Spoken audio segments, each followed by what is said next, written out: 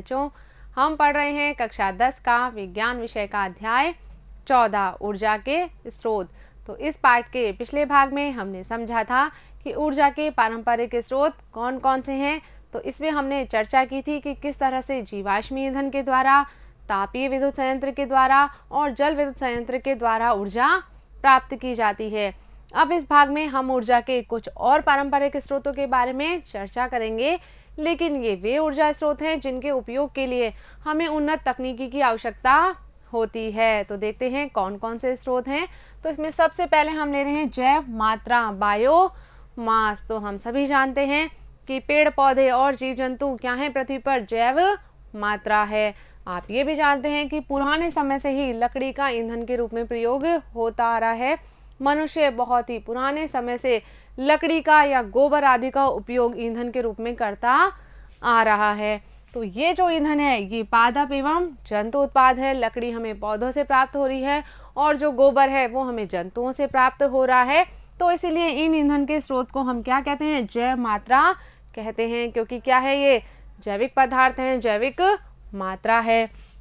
लेकिन इन ईंधनों के उपयोग में कुछ नुकसान भी है। क्या क्या समस्याएं हैं? एक तो ये अधिक ऊष्मा उत्पन्न नहीं करते हैं। लकड़ी गोबर आदि से अधिक ऊष्मा उत्पन्न नहीं होती है और इन्हें जलाने पर अत्यधिक धुआं भी निकलता है। इनसे जो धुआं निकलता है उसकी मात्रा भी अधिक होती है, प्रदूषण अधिक होता है। इसलिए इन ईंधनों की दक्षता में वृद्धि करने के लिए प्रौद्योगिकी का सहारा लेना आवश्यक है। अब क्योंकि ये जो ईंधन के स्रोत हैं ये हमें आसानी से उपलब्ध हो जाते हैं, तो इसीलिए इनका उपयोग हम सरलता से कर लेते हैं, लेकिन इनसे हम अधिक दक्षता से ऊर्जा प्राप्त कर पाएँ इसके लिए हमें उन्नत प्रौद्योगिकी की यानी कि नई नई तकनीक का सहारा लेना आवश्यक है। तो किस तरह से हम तकनीक के द्वारा इन ऊर्जा स्रोतों की दक्षता में वृद्धि कर सकते हैं? तो देखिए, जब हम लकड़ी को वायु की सीमित आपूर्ति में चलाते हैं, हमने क्या किया है, वायु की आपूर्ति यहाँ पर सीमित कर दी है, वायु हम इसे कम मात्रा में दे रहे हैं, तो क्या होता है, इसमें उपस्थित जल और जो वाष्पशील पदार्थ हैं ये बाहर निकल जाते हैं।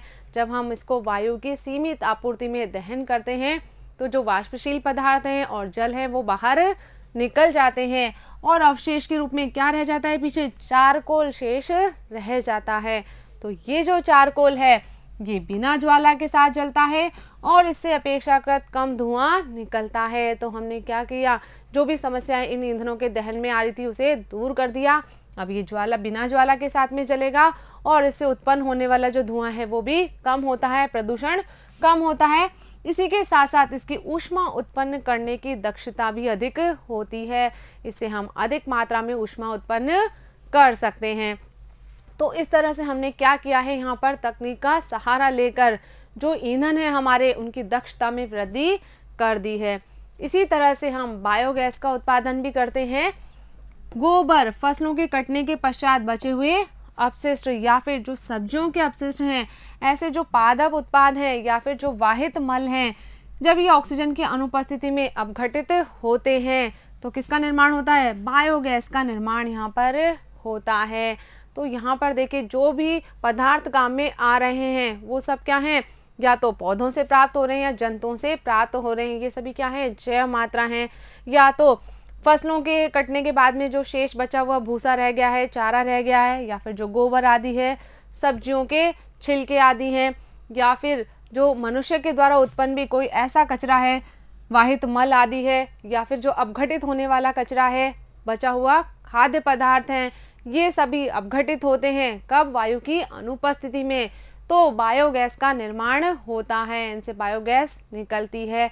तो इस प्रक्रिया का उपयोग हम बायोगैस उत्पादन में करते हैं। देखिए, इस गैस को बनाने में उपयोग होने वाला जो आरंभिक पदार्थ है वो क्या है, मुख्यतः गोबर है। तो इसीलिए इसका प्रचलित नाम क्या रख दिया गया है, गोबर गैस रखा गया है। गोबर गैस के नाम से हम इसे जानते हैं क्योंकि इसका निर्माण मुख्यतः किससे हो रहा है, गोबर से हो रहा है। तो इस जैव गैस को एक संयंत्र में उत्पन्न किया जाता है, इसके लिए एक प्लांट स्थापित किया जाता है, बायोगैस प्लांट कहते हैं इसे। इस संयंत्र में ईंटों से बनी गुंबद जैसी संरचना होती है जो बायोगैस प्लांट बनाते हैं वो किससे बनाया जाता है, ईंटों से बनाया जाता है। ऐसे गुंबद के आकार की संरचना होती है, इस तरह से जो है एक टंकी इस तरह से बनाई जाती है, ऊपर एक गुंबद के आकार की संरचना इसमें होती है। तो जैव गैस बनाने के लिए जो मिश्रण टंकी है उसमें गोबर तथा जल का एक गाढ़ा घोल डाला जाता है। इसे क्या कहते हैं, कर्दम या स्लरी इसे कहते हैं। इसको बनाया जाता है और फिर इसे समपाचित्र डाइजेस्टर में भेज दिया जाता है।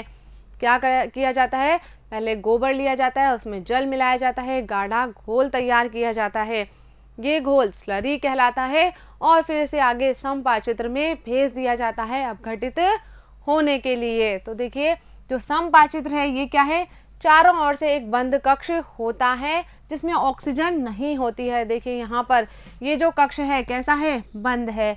अगर ये खुला होगा तो इसमें ऑक्सीजन चली जाएगी, तो इसीलिए बंद कक्ष बनाया जाता है जिसमें ऑक्सीजन अनुपस्थित होती है। तो जो अवायवीय सूक्ष्मजीव हैं, अवायवीय सूक्ष्मजीव क्या होते हैं, जिन्हें जीवित रहने के लिए ऑक्सीजन की आवश्यकता नहीं होती है, वायु की अनुपस्थिति में भी ये जीवित रह पाते हैं। तो जो अवायवीय सूक्ष्मजीव हैं जिन्हें जीवित रहने के लिए ऑक्सीजन की आवश्यकता नहीं होती है, ये क्या करते हैं, गोबर की स्लरी के जटिल यौगिकों को अपघटित कर देते हैं। यानी कि क्या हो रहा है, यहाँ पर जो जटिल यौगिक हैं वो सरल यौगिकों में अपघटित हो जाते हैं। किसके द्वारा, अवायवीय जीवाणुओं के द्वारा। और कहाँ पर होंगे ये, समपाचित्र के अंदर। तो इस अपघटन प्रक्रम को पूरा होने और इसके फलस्वरूप मीथेन, कार्बन डाइऑक्साइड, हाइड्रोजन तथा हाइड्रोजन सल्फाइड जैसी गैसें उत्पन्न होने में कुछ दिन लगते हैं। कुछ दिनों का समय यहाँ पर लगता है। धीरे धीरे ये जो अवायवीय सूक्ष्मजीव हैं ये इस स्लरी को अपघटित करते रहते हैं और इससे मीथेन, कार्बन डाइऑक्साइड, हाइड्रोजन और हाइड्रोजन सल्फाइड जैसी गैसें उत्पन्न होती हैं। यानी कि बायोगैस का निर्माण यहाँ पर होता है। देखिए चित्र के माध्यम से समझ लेते हैं। ये जो है बायोगैस प्लांट की संरचना है, कुछ इस तरह का बना होता है। तो यहाँ से ऊपर की ओर जो है इसमें एक रास्ता बनाया जाता है जहाँ से स्लरी को नीचे डाला जाता है। ये जो बंद कक्ष है ये क्या है, समपाचित्र है। तो यहाँ से ये स्लरी समपाचित्र में भेज दी जाती है और यहाँ पर क्या होगा, जो अवायवीय सूक्ष्मजीव हैं वो इस स्लरी का अपघटन करेंगे जिसके फलस्वरूप गैसों का निर्माण होगा। तो जो बायोगैस बनेगी, क्योंकि गैस हल्की होती है तो ऊपर इस गैस टंकी में इकट्ठी हो जाती है जिसे पाइपों के माध्यम से बाहर निकाल लिया जाता है और जो शेष बचा पदार्थ होता है उसे उर्वरक के रूप में, खाद के रूप में काम में लिया जाता है। तो ये जो जैव गैस उत्पन्न हो रही है ये एक उत्तम ईंधन है क्योंकि इसमें 75% तक मीथेन गैस होती है। तो यहाँ पर जो जैव गैस है उसे ईंधन के रूप में उपयोग में लिया जाता है। इसके अलावा ये जो गैस है ये धुआं उत्पन्न किए बिना जलती है।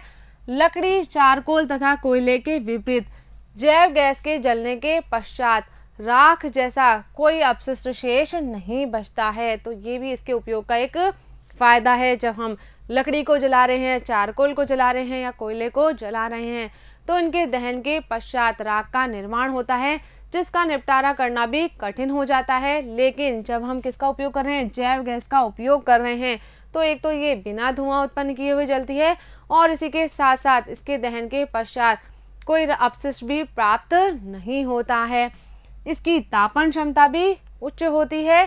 तो इसीलिए जैव गैस जो है इसका उपयोग प्रकाश के स्रोत के रूप में भी किया जाता है। हम ईंधन के रूप में भी कर रहे हैं और प्रकाश के स्रोत में, लाइटिंग में भी इसका उपयोग करते हैं। इसी के साथ साथ जैव गैस संयंत्र में जो शेष बची स्लरी है इसे समय समय पर संयंत्र से बाहर निकालते रहते हैं। तो ये जो बची हुई स्लरी है ये भी बहुत ही काम की होती है। देखिए इस स्लरी में नाइट्रोजन तथा फास्फोरस प्रचुर मात्रा में होते हैं, इसीलिए ये एक उत्तम खाद के रूप में काम आती है। तो यहाँ पर हमें जो शेष बची हुई स्लरी है उसे भी फेंकना नहीं होता है। क्या किया जाता है, उसका एक खाद या उर्वरक के रूप में उपयोग कर लिया जाता है क्योंकि उसमें नाइट्रोजन और फास्फोरस प्रचुर मात्रा में होते हैं। तो इस प्रकार जैव अपशिष्टों व वाहित मल के उपयोग के द्वारा जैव गैस निर्मित करने से हमारे कई उद्देश्यों की पूर्ति हो रही है। बहुत सारे फायदे हमें इससे होते हैं, जैसे कि एक तो हमें ऊर्जा का सुविधाजनक दक्ष स्रोत मिलता है क्योंकि जो जैव गैस है वो बिना धुआं उत्पन्न किए हुए जल रही है, इसकी तापन क्षमता भी उच्च है, तो हमें इससे अधिक दक्षता से ऊर्जा प्राप्त होती है। इसी के साथ साथ हमें खाद भी मिलती है और साथ ही साथ अपशिष्ट पदार्थों के निपटारे का सुरक्षित उपाय भी मिल जाता है। हमें बहुत अधिक मात्रा में इससे ऊर्जा प्राप्त हो रही है, खाद भी मिल रही है और जो जैविक कचरा है उसके निपटान भी हमारे लिए जो समस्या थी वो भी यहाँ पर समाप्त हो गई, क्योंकि वो जो जैविक कचरा है उसका यहाँ पर अपघटन हो जाता है। तो ये जो जैव मात्रा है ये ऊर्जा का नवीकरणीय स्रोत है। जैसे ही जैविक कचरा इकट्ठा हो जाएगा तो हम क्या करेंगे, उससे जैव गैस का उत्पादन कर लेंगे। तो बार बार हम इससे ऊर्जा का उत्पादन कर सकते हैं, इसीलिए क्या है, ये नवीकरणीय ऊर्जा स्रोत है। आगे बढ़ते हैं। तो ये जो जैव गैस है इसको समपाचित्र के ऊपर बनी गैस टंकी में एकत्र कर लिया जाता है। जो हमारा समपाचित्र है उसके ऊपर इस तरह की गैस टंकी बनाई जाती है।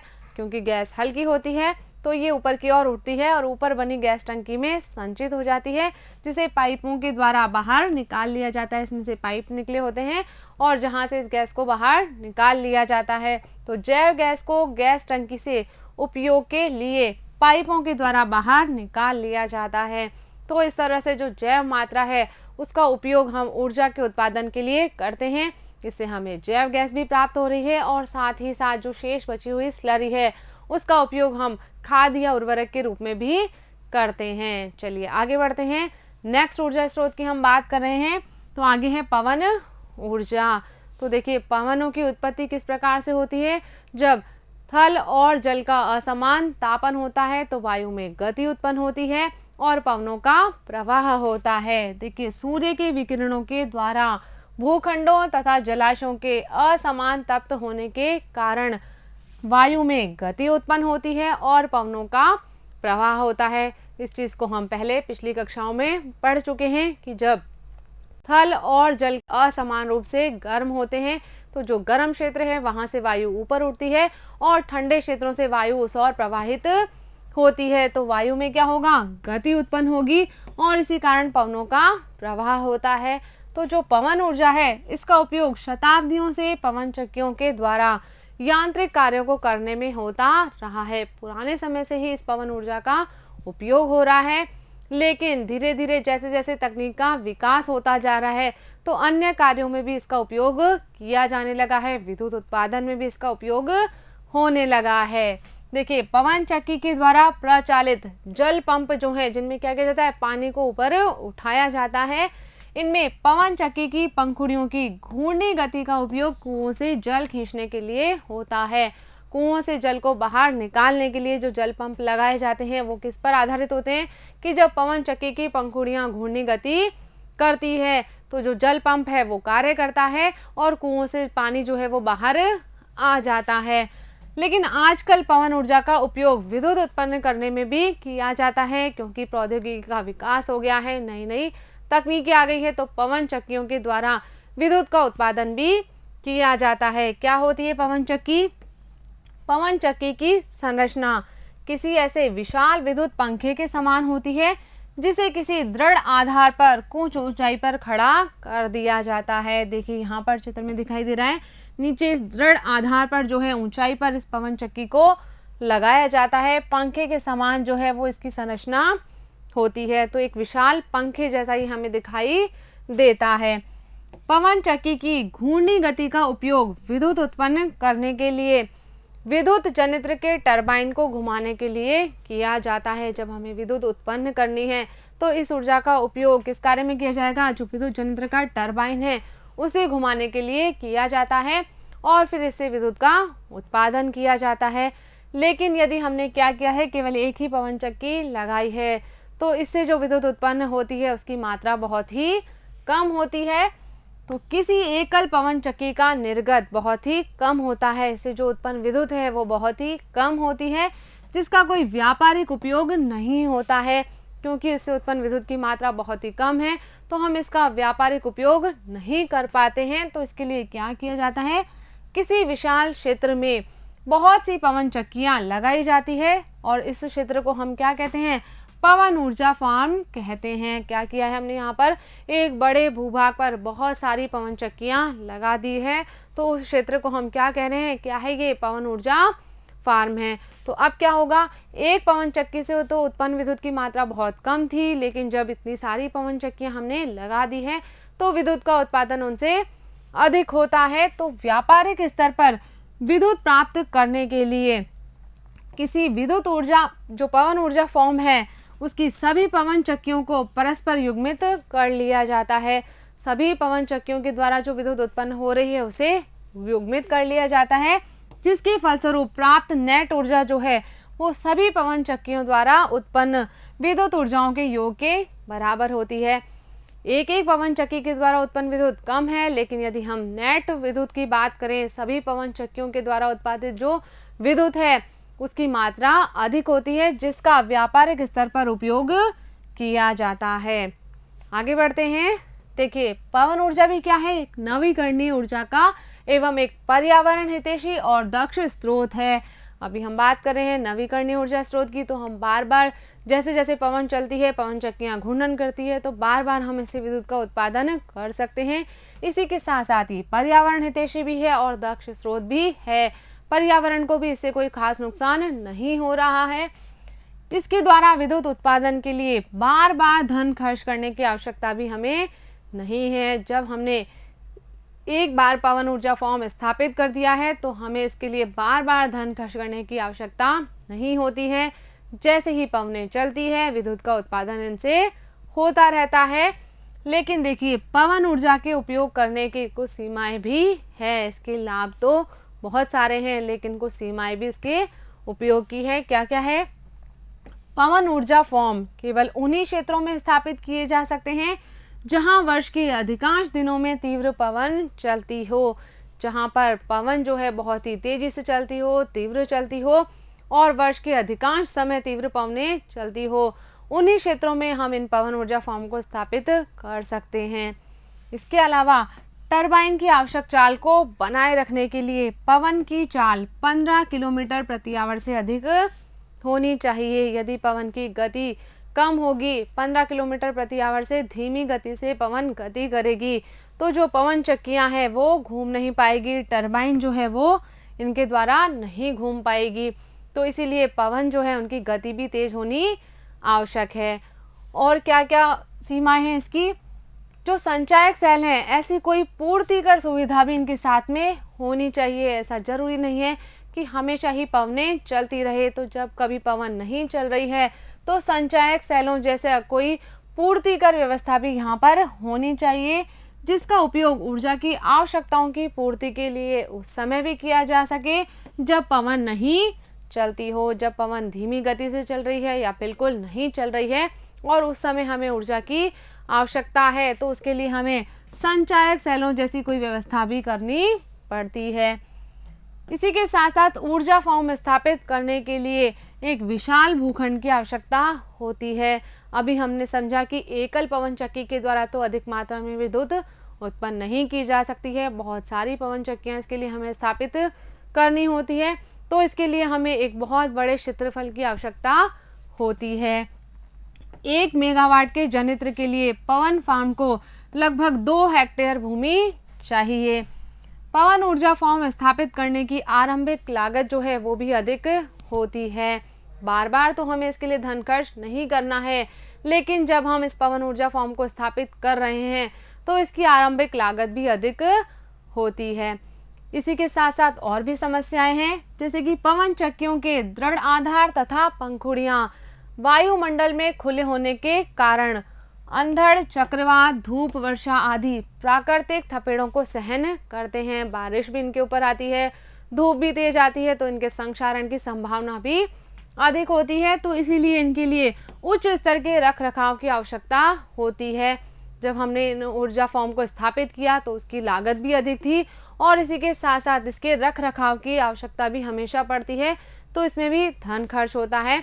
तो इसीलिए ये जो पवन ऊर्जा फॉर्म होते हैं ये थोड़ी अधिक लागत के होते हैं। यद्यपि ये ऊर्जा के नवीकरणीय स्रोत हैं और उन्नत प्रौद्योगिकी की सहायता से हम इनसे अधिक मात्रा में ऊर्जा प्राप्त कर सकते हैं। इनसे पर्यावरण को भी कम नुकसान पहुंचता है, तो ये पर्यावरण हितैषी भी हैं। तो इसीलिए हमें ये जो ऊर्जा के नवीकरणीय स्रोत हैं इनके उपयोग पर अधिक बल देना चाहिए। तो बच्चों, यहाँ पर हमारा ये भाग कंप्लीट हो गया है। अब कर लेते हैं हम इस भाग से संबंधित कुछ प्रश्न। तो पहला प्रश्न हमें यहाँ पर दिया है कि हमारी सुविधा के लिए पवनों तथा जल ऊर्जा के पारंपरिक उपयोग में किस प्रकार के सुधार किए गए हैं। अभी हमने बात की पवन ऊर्जा की कि यहाँ पर क्या किया गया है, तकनीकी का विकास किया गया है जिससे कि हम इससे अधिक दक्षता से ऊर्जा प्राप्त कर सकें। इसी तरह जो पुराने समय में हम जल ऊर्जा प्राप्त करते थे, जल के द्वारा हम विद्युत का उत्पादन करते थे, उसमें और आज के समय में बहुत अधिक तकनीकी का अंतर आ गया है, तो इनकी दक्षता में भी वृद्धि हो गई है। तो क्या लिखेंगे इसमें हम कि पुराने समय में पवन ऊर्जा का उपयोग पंप द्वारा पानी निकालने व आटा पीसने की चक्की को चलाने के लिए किया जाता था। पुराने समय में तो हम कुछ यांत्रिक कार्यों के लिए इसका उपयोग करते थे, लेकिन जैसे जैसे तकनीकी में सुधार होता गया तो उसके द्वारा आजकल पवन की गतिज ऊर्जा का प्रयोग विद्युत उत्पादन में भी किया जाने लगा है। इसके द्वारा बड़े पैमाने पर विद्युत उत्पन्न की जाती है। इसी के साथ साथ हम बात करें जल ऊर्जा की, तो पुराने समय में बहते जल की जल ऊर्जा का उपयोग विद्युत उत्पादन में किया जाता था। जहां पर ऊंचाई से पानी बहता था, बड़े बड़े जल प्रपात होते थे, केवल वहीं पर ही ये जो टरबाइन है ये स्थापित किए जाते थे, जल विद्युत संयंत्र स्थापित किए जाते थे। लेकिन आजकल क्योंकि तकनीकी का विकास हो गया है तो बांध बनाकर जल की स्थितिज ऊर्जा का उपयोग भी हम विद्युत उत्पादन में करने लगे हैं। तो इसके द्वारा भी हम क्या कर सकते हैं, टरबाइन को घुमाकर विद्युत प्राप्त कर सकते हैं। तो नई नई तकनीकी को जैसे जैसे विकास होता जा रहा है तो ये जो ऊर्जा के स्रोत हैं इनकी दक्षता में भी वृद्धि होती जा रही है। तो बच्चों यहाँ पर हमारा ये भाग कंप्लीट हो गया है। मुझे उम्मीद है कि इस वीडियो में हमने जो भी बातें की है वो आपने अच्छे से समझी होगी और अपनी कॉपी में नोट भी कर ली होगी। तो मिलेंगे हम अगले वीडियो में इस पाठ के अगले भाग के साथ। तब तक आप पढ़ते रहिए, आगे बढ़ते रहिए। धन्यवाद।